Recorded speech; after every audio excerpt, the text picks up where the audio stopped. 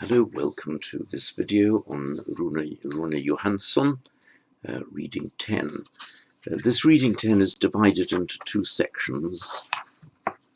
You'll see how I've dealt with it in the written analysis. What I'll do now, I'll read through both as if it were all one piece, and then I will analyze them as if it were all one piece. So, from the Majjhima Nikaya, Sutta 44, in Bhikkhu Bodhi, it's at, the translation is at page 400 in paragraph 22. Tisso ko ima avuso visaka vedana, sukha vedana, dukkha vedana, adukkam sukha vedanati.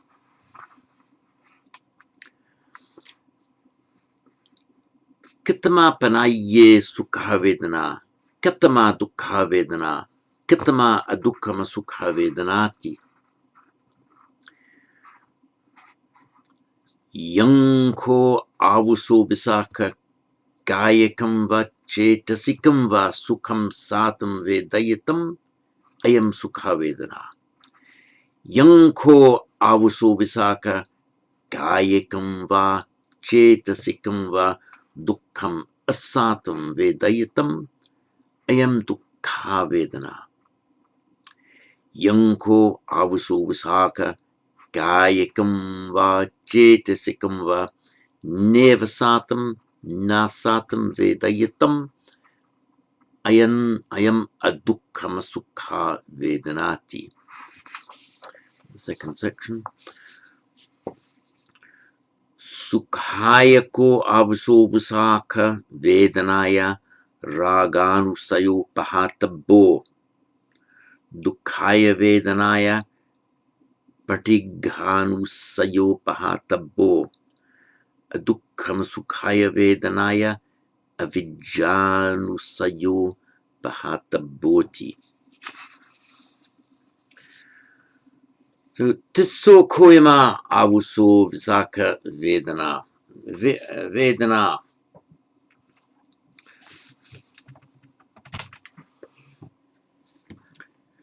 Vedana.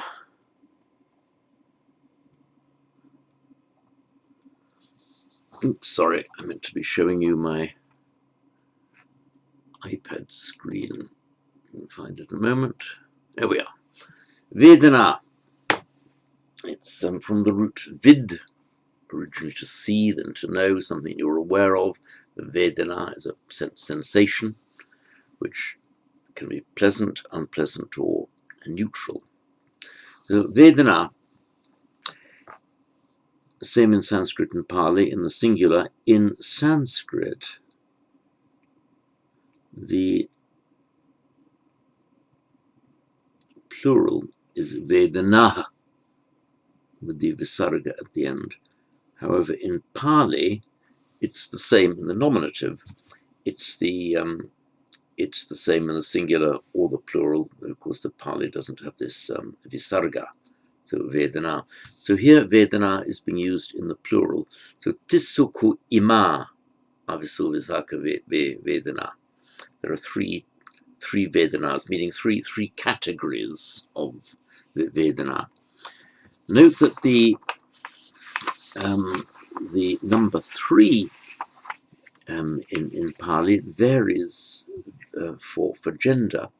So in the nominative tayo, in Sanskrit traya, and in the feminine it's tisso, and in the neuter tini. So we're talking about 3 feelings, meaning 3 types of feeling, 3 types of Vedana. That's why the feminine form tisso is used. So, and ima, likewise, feminine plural from these. So 3 indeed these feelings. That means there are indeed these 3 types of feeling. Tisso ko ima avuso visaka. Visaka is the name of the man that the nun is talking to. So avuso, by the way, avuso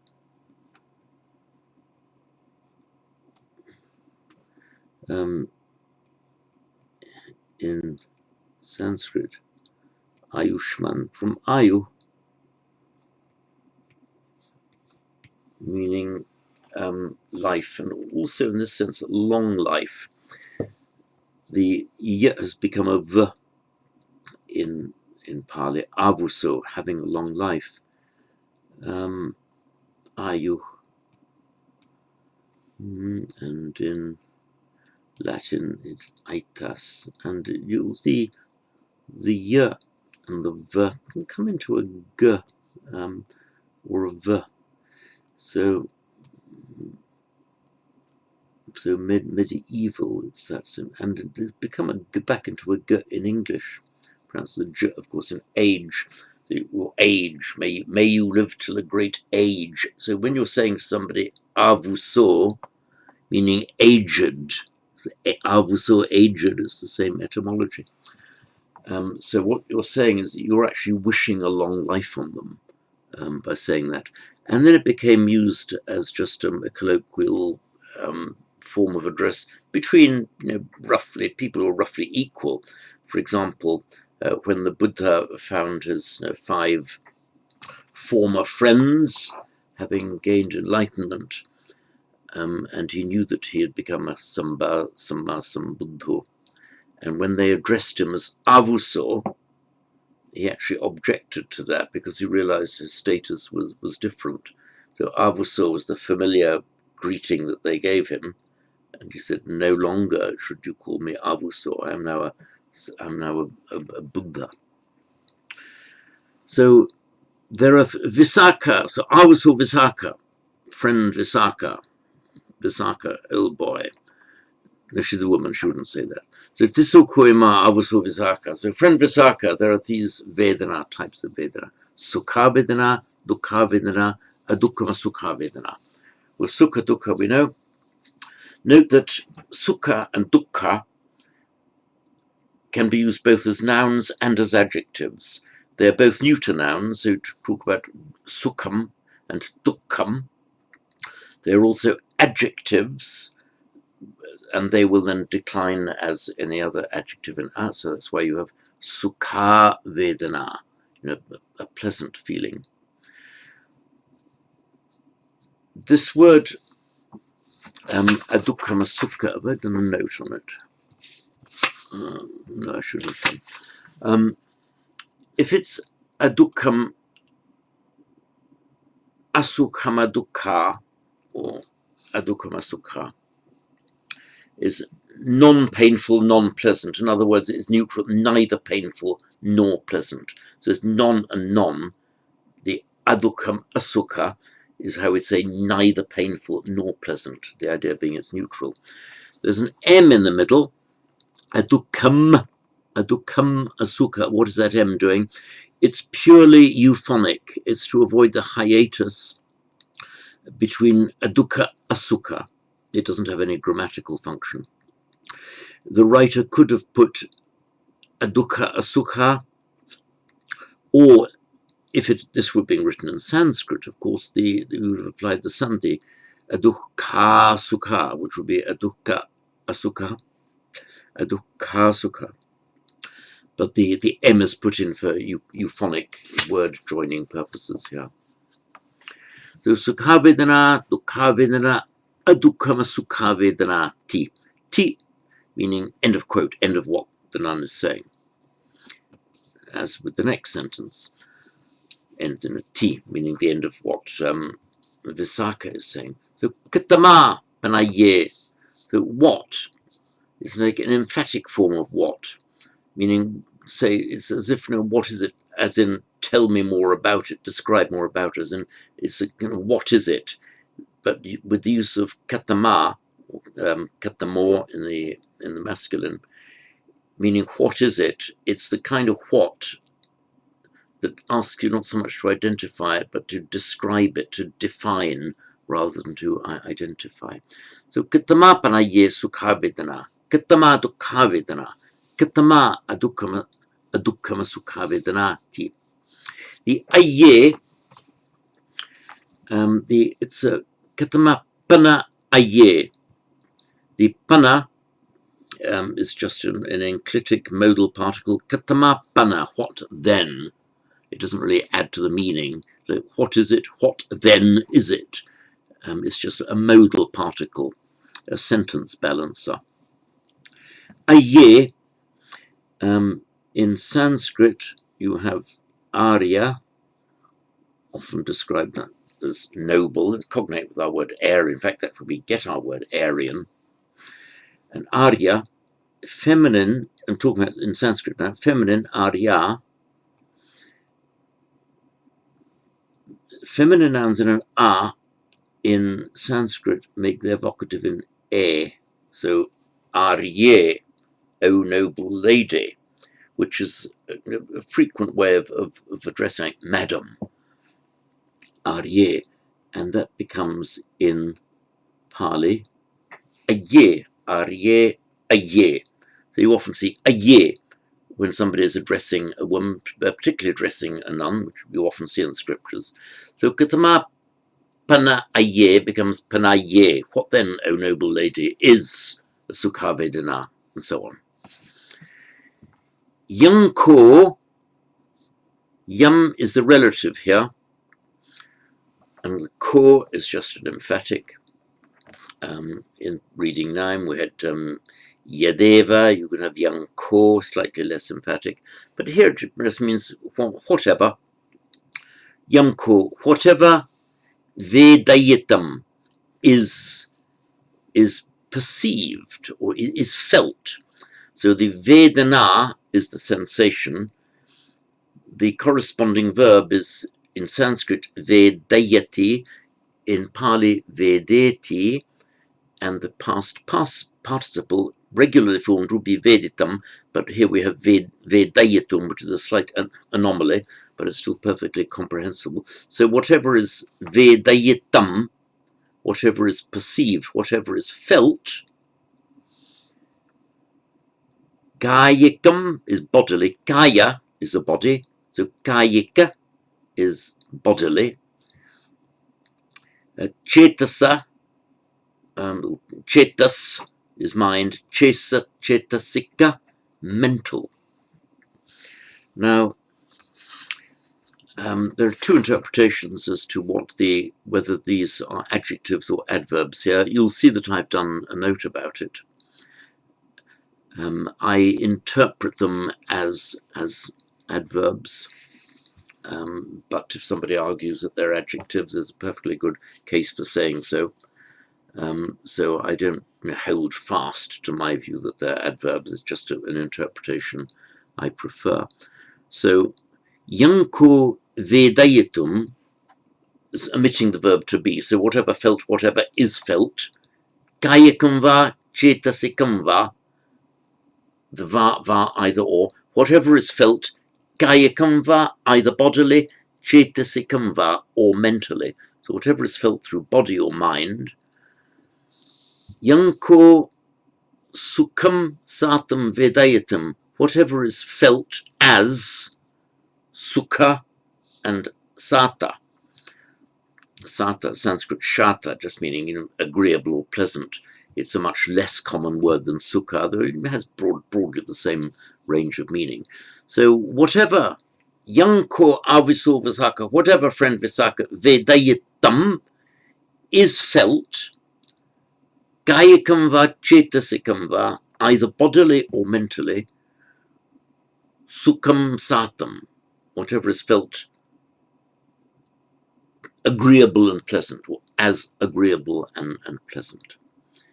Ayam sukha vedana, this is a pleasant feeling. That is what we mean by, so whatever is perceived as pleasant or unpleasant, mentally or bodily, ayam sukha vedana, that's what I mean when I say sukha vedana. And the next sentence is identical in form, save that it's dealing with painful feelings. So, yanko avuso visaka, kayakam va chetasikam va, dukkham asatam vedayatam is felt as vedayatam, felt as felt to be dukkham asatam, felt to be painful, unpleasant. Ayam dukkha vedana. And the last sentence, again identical, but it's the neutral, so a neutral feeling. So ayam dukkha vedana. So yanko abuso visaka kayakam va chetasikam va neva satam na satam vedayatam. So neva is na eva satam, and na satam is na asatam. So neither, na eva, neither, na, nor. Naiva satam, na satam, neither satam, neither agreeable, na asatam, nor disagreeable. Ayam adukha masukha vedanati, that is the adukha asukha, the non-painful, non-pleasant. In other words, the neither nor, that is the neutral feeling. So we go now to the second section under reading 10.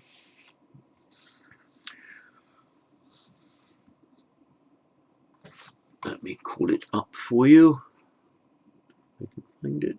Where are we?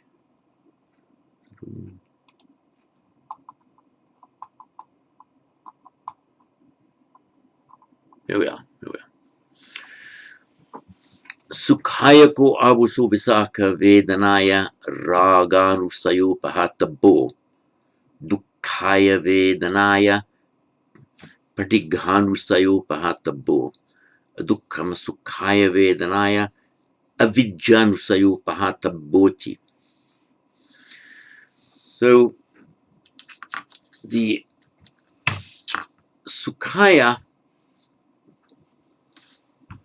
ko vedanaya, just sukhaya vedanaya, it's the genitive form. So the anusayo, raga anusayo, the raga, passion, desire, strong desire for something, raga, it's the cognate with our word rage, and, rabid, Italian rabbia. So the passionate attachment, the anusayo, the anusaya, in Buddhist hybrid Sanskrit, anushaya, not attested in regular Sanskrit. The shri means to lie on. The anushri means to lie there, to be latent, to lie alongside, in other words, a latent tendency, something that lies there with you as you go along. So it probably, if it existed in Sanskrit, it would be anushraya. So when they were speaking Pali, the anusaya, and then it's come back into Buddhist hybrid Sanskrit, but a reborrowing from the Pali anusaya, and Buddhist hybrid Sanskrit anushaya. But if they were translating back into classical Sanskrit, it would most likely be anushraya. But anyway, it's a latent, there's something that lies there, a tendency. But it's the idea of latency, lying there hidden within you and doing its work on you. So raganusayu, a rage tendency for, or a desire, a strong passion tendency for sukhaya vedanaya, for pleasant sensations. So there's raga anusaya, the raga anusaya, the passionate desire tendency. Bahatabo is to be abandoned. The root, give you, so the root, we know, ha, meaning to abandon, normally found with the prefix praha, Pali paha, and plus tavya, sorry, praha tavya in Sanskrit. The tavya, the future passive participle, the gerundive, needs to be abandoned, it is to be abandoned, and of course the tavya becomes tabba. in Pali. So this anusayo, this tendency, this raga anusaya, the raganusayo, this tendency towards, strong desire for it, pahatabbo, is to be abandoned. And likewise, dukkaya vedanaya, patighanusayo pahatabbo. This patigha anusaya, this tendency towards aversion, rejecting of dukkaya vedanaya, of, genitive again, of a painful feeling, is to be abandoned. This patigha, translated as an aversion, it's actually from the root han, which had also gha or ghan. Bit of an awkward little root that it kind of flips from one to the other. When it is the final member of a compound, it sometimes appears as gha. So pati, against or counter, patigha. The root basically means to strike or to hit, and by extension to kill. In fact, the past participle is hatta,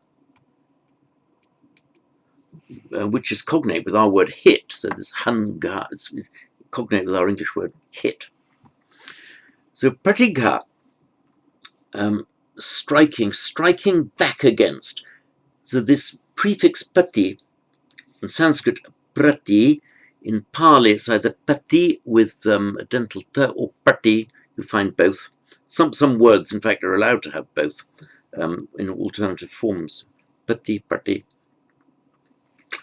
So it's striking back, counter-striking. The pati is like the equal and opposite reaction, a counter force, a reactive force.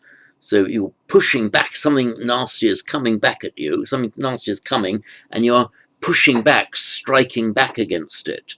That is the patigha. And we have in the Karaniya Metta Sutta, we have the patigha sanya, the sanya, this perception of something is to be struck back against, is one of the things that is to be abandoned according to the Karaniya Metta Sutta. So there's patigha. So patighanusayo means this tendency to strike back, the tendency to rebel, to revolt against it, to strike back against a dukkaya vedanaya of an unpleasant feeling, is pahatabbo, is to be abandoned. And the third thing is to be abandoned is the avijjanusayo. Now, avidya is ignorance. In Sanskrit is the root vid, and vidya, seeing, and then knowledge, and non-knowledge, ignorance, avidya, and in Pali, by normal phonetic interpretation, avijja. So avijjanusayo is the avijja anusayo, the tendency to ignorance, just maybe ignorance in both senses of the word, not knowing about it and ignoring something, not wanting to know, not being interested. So this tendency to ignorance about pleasant and what is neither pleasant nor unpleasant, that tendency is likewise to be avoided. In other words, simply because it's neither pleasant or unpleasant doesn't mean you completely ignore it. That all of these things you accept equally, the pleasant, the unpleasant, and the neutral, is what is being said. So it's being put in a negative way. The raganusayo, the sukhaya vedanaya raganusayo, the tendency towards passionate desire for the pleasant feeling. The patighanusayo, the tendency to strike back against the dukkaya vedana. And the avijjanusayo, couldn't care less, nothing to do with me, not interested. That's the avijjanusayo. This tendency just to ignore, just not take an interest in anything unless it's either, I like it or I don't like it. This tendency to ignore it, nothing to do with me, that also is a tendency to be abandoned. This Anusayo Pahatabo, so the Abhijansayo Pahatabo, this tendency to say nothing to do with me must be abandoned. Good, that completes the clip, this video clip, for reading 10.